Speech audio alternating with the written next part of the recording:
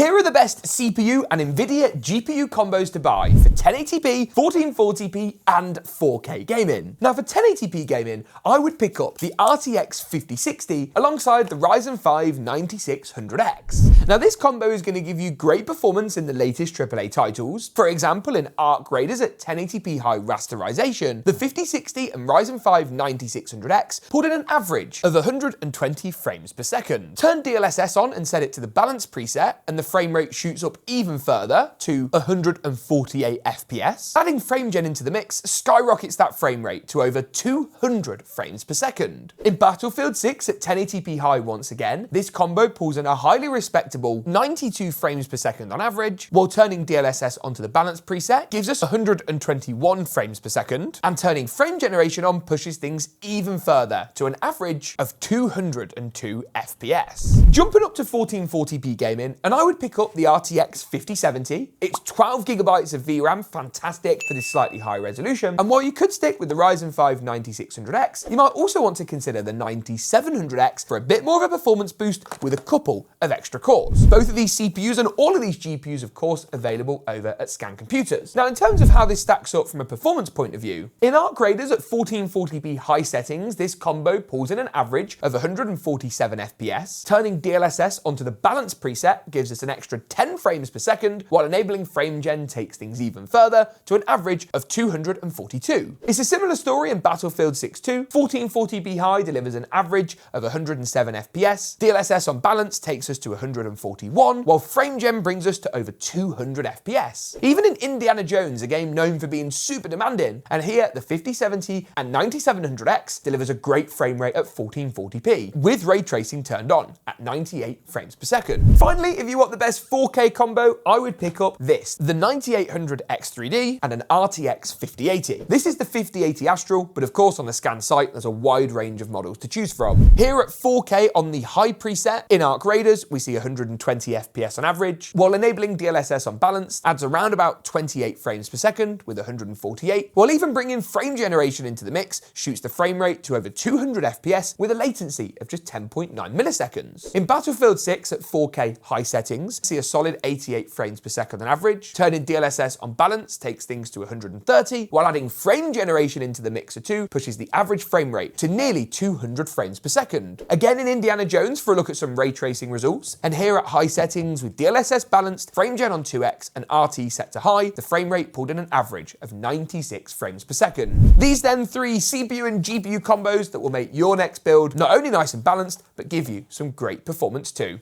What do you guys think?